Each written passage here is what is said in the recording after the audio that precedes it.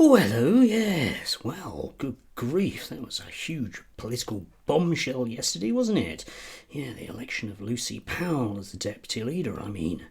Who knows what it might mean, eh? Oh, not much, really. Such is the nature of the Westminster bubble. Yes, okay, Keir Starmer's got a slightly more left wing than him deputy, which is what he's had since the beginning, and that's about it, really, isn't it? Yeah. It just shows that the Labour Party themselves are mainly full of centrists. That's basically the only people that are left in the party. I'm not really entirely sure if any of them these days are actually what we might call socialists. I suppose there still are a few.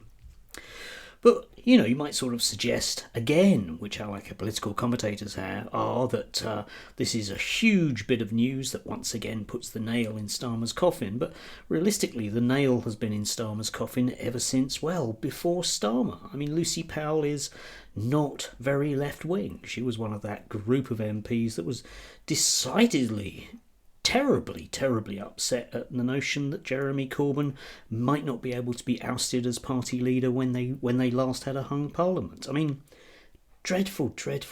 I mean, imagine the horror of having a left-winger around. It would just be awful, wouldn't it? And such is the nature of the game.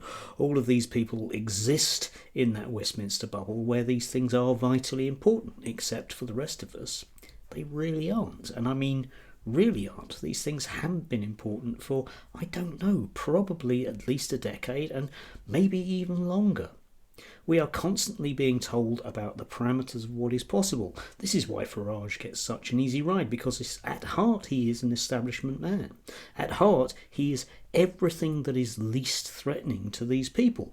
They will still be quite happy paying off their very large mortgages and writing about what sensible policies he has, even though there aren't any. Yes, so Farage and the rest of them can continue making all of these horrific promises that they're not going to keep, apart from, maybe buying a lot of union flags that they can put up. Strikes me as that's the only realistic thing that Reform are going to deliver on.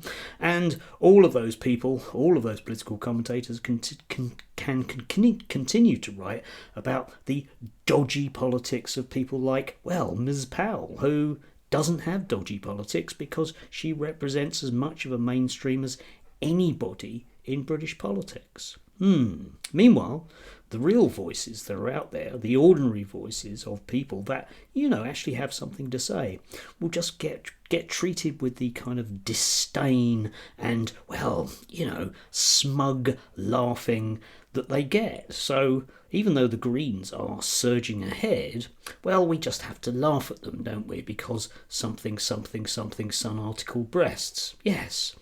And then when we can't laugh at them, well, they become very dangerous communists that must be done away with. That's basically what happened to Jezza.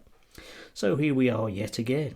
Meanwhile, the establishment just goes on and on and on. And one might think about currently about all the very awkward questions there are about what exactly the royal family was doing with Andrew for, well, certainly the last 5 years, if not longer.